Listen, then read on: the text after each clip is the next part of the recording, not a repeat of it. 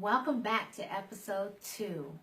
Wow, our first episode was so wonderful. I want to thank you all who shared, those of you who just watched the videos. I hope you learned a lot. I hope you enjoyed the interviews and took a lot from it as far as how individuals with mental health can survive and function in today's society. So today, episode 2 is on relationships. And we're talking marital relationships, friendships, just relationships in general. We're discussing how mental illness affects relationships and how you can have successful relationships regardless of the fact that you do live with a mental illness or you're involved with someone who has a diagnosis. So our first interview will be between myself and my husband, and you'll see us just talking about how we met and how our relationship is going with the diagnoses that my husband and I share. The second interview will be between Angela Lewis-Smith and our own cameraman, Kevin Bennett, who talks about their relationships, their friendships with individuals who they relate with, those who live with mental health and those who don't. So I hope that you learn a whole lot. Please share, please view, please leave comments. Let's have conversations about this.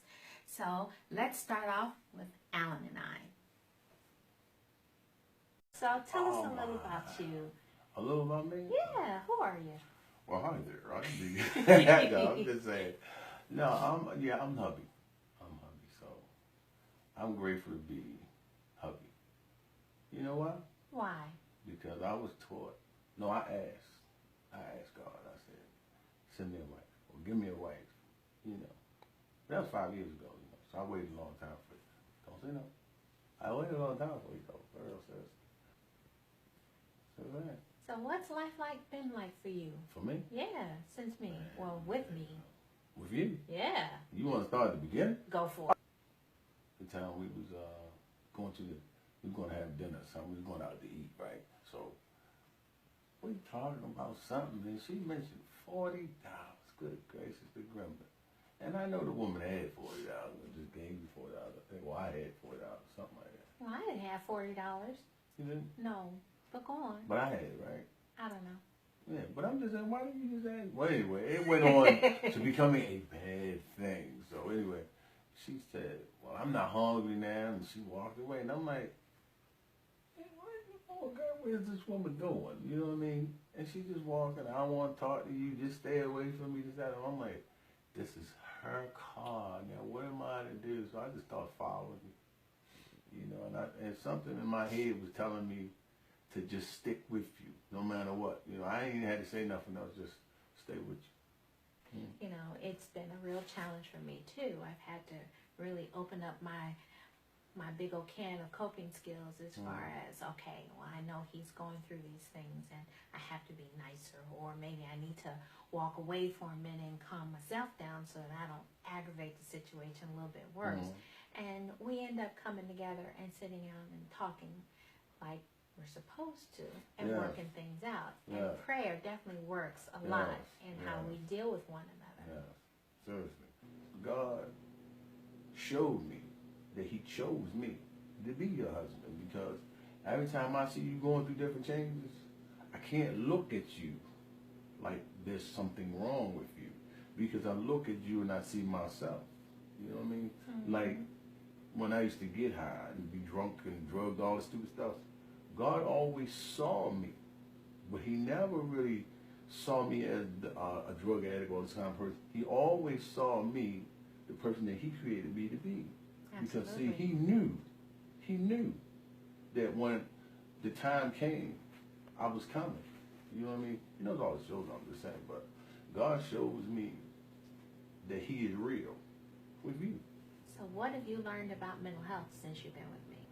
The thing about that is, I used to think it wasn't really as hard as was, but I always thought that if you just call on, he would fix everything for you, right? But I found out some things we are supposed to go through. You see, because if you hadn't walked through all the things that you walked through, you wouldn't be sitting there now doing what you do. You know what I mean? God can teach me to see things the way he sees things. See, he allowed those things to happen to you because, see, he's covering you. He can cover you all your life. So when things bad happen, see, they had to happen to a person that he knew that he would bring his glory out of. You know what I'm saying? So I'm kind of grateful to him and you. You know what I mean? It's like me. I never expected to have a wife like you. One more thing. Yes. Is it all right for me to say one more thing? Please. I'm going to say one more thing. Go for it. Listen. You are the greatest gift to me that I've ever had. Aww. I'm trying to tell you. I paid him to say that. Whatever. There's nobody better for me except Jesus Christ. But I'm telling you, you are the greatest gift that God has given me. You know what I mean? He turned my whole life around. You know what I mean? I don't have to sleep outside. I'm not drunk over here. I'm not in nobody's trash can. You know. But to look at my life today, I don't need anything else but you. I'm good to go. I agree. And I like this because I see that the mental illness, it's not just helping you, but it's helping thousands, billions, and millions of people. So that's what I'm doing my part.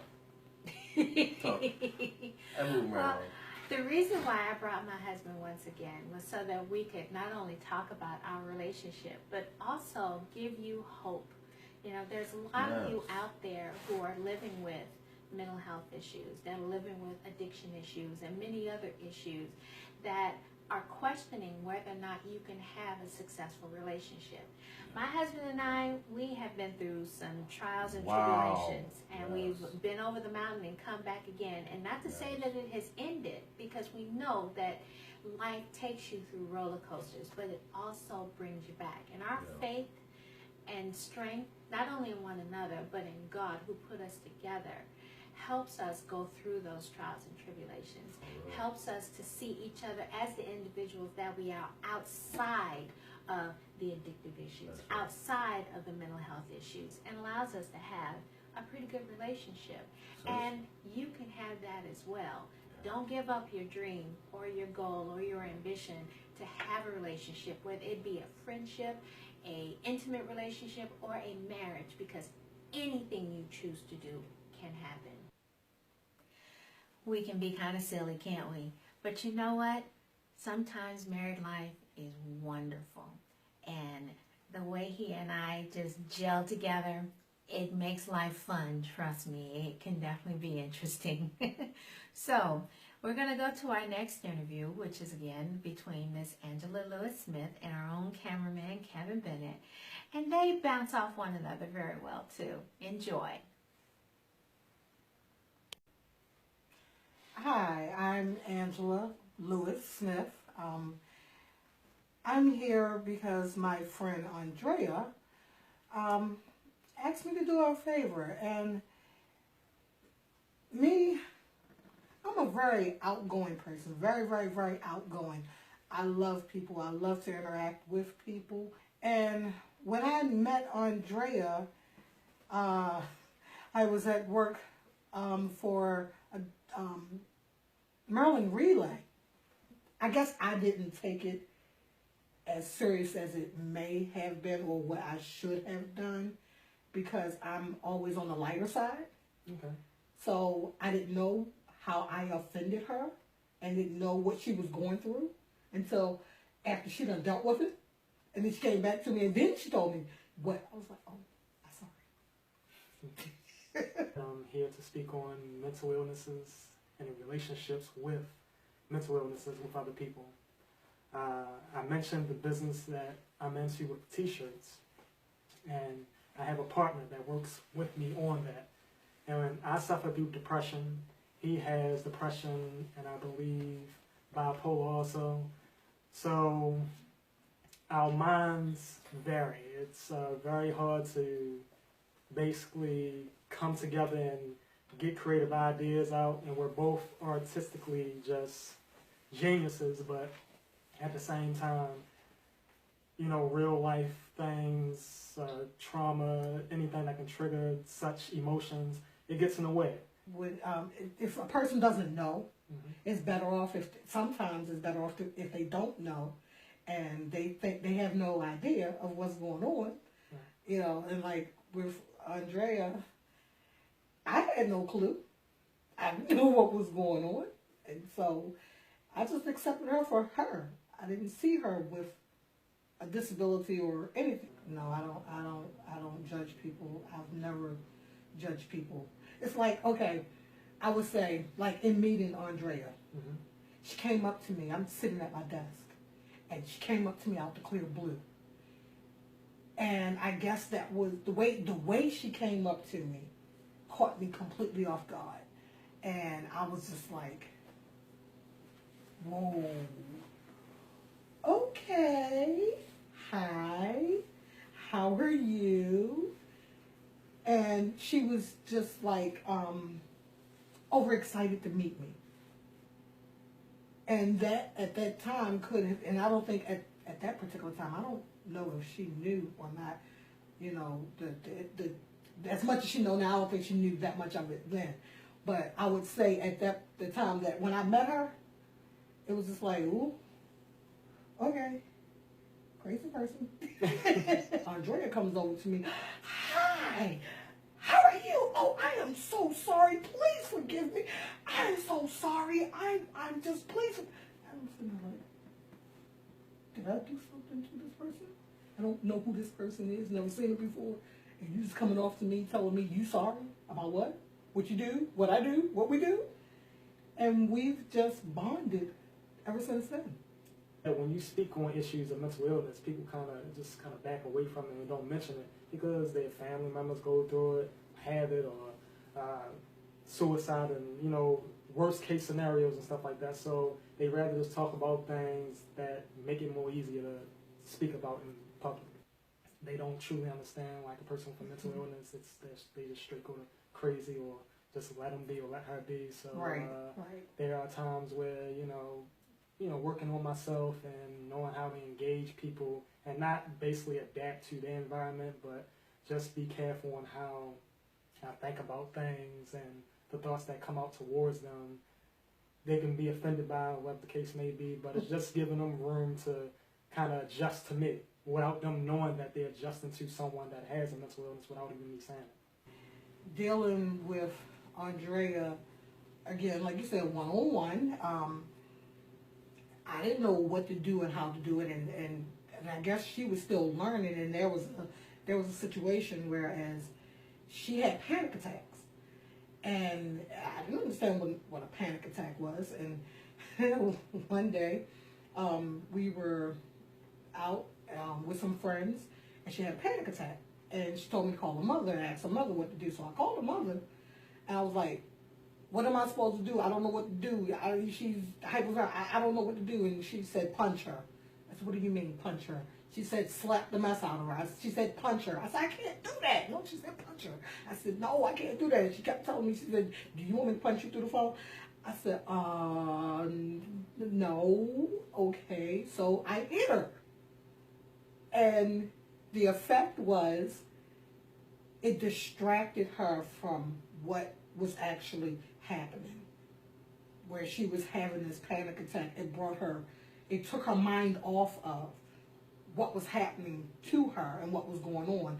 It distracted her because she was just like, wait a minute, you just hit me. So now that distraction is gone. So then from there, it's like, from then on, you know, whenever she would have one, I wouldn't hit her, but I would, you know how to talk to her, just, continuously talk to her to bring her from out of that panic mode, because, at that time, she didn't know how to deal with it. She didn't know what was going on.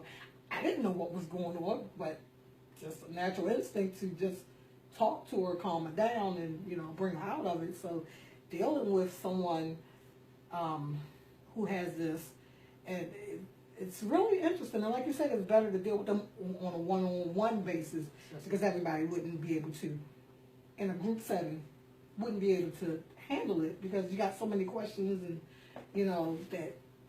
that could come about. But if you dealt with a person one-on-one, you can see where they're at and what's going on with that person. But I have a niece who deals with it, and she's a piece of work. I love my niece. I love her, but she's a piece of work, and she will tell people, she constantly tells people, look, I got about 400, 500, 600 people inside my head. You pick one that you want to talk to, and we'll decide if, or they'll decide if everything is okay. But if not, if you piss them off, you're going to get what you get. And, you know, I'm like, wow. And with me, my relationship with them, because it's, you know, one-on-one, Drea and I are like, we're sisters. She's, you know, as people have that saying, my sister from another mother. She's a sister from another mother. And, like, my niece is like my daughter. So I have a better relationship now that I know what's going on, and I'm able to talk to them about what's going on with them. I can communicate with them, so the relationship is that much stronger because we can talk about things now, whereas before we couldn't, but now we can. What I would recommend is anyone that's going through mental illnesses, self-improvement is the best medicine. I have not had any support. I wouldn't even know where to begin to get support for those, but from what, you know, because I run into, if I say my friend is bipolar or has a mental condition or what have you, you know, you get that stereotypical, you know, she crazy. No, yeah, just a little bit. But, you know, hey, you know, but she's still a person. She's still a human. You know, it's just like, it was a saying that we had when we worked at Maryland Relay. The hearing impaired, they are still people too. They just can't hear. So they're the same. We're people. We're human. Well, we've come to the end of another episode. Wow, we got through it together. What did you guys learn? I hope this video encourages you to be comfortable in any relationship that you choose to be in, whether it be friendship, courtship, marriage, engagement, work relationship, whatever it may be. Please just be yourself. People need to understand that those of us who live with diagnosis, we're not super out there or super extraordinary. We are just human beings like everybody else. And we want trust. We want lasting friendships. We want lasting relationships. We want to be loved and honored, and we are loyal people just like everybody else. Okay? Give us a shot. You never know. You never know just what you might encounter. Enjoy yourself. Have fun. See you next week.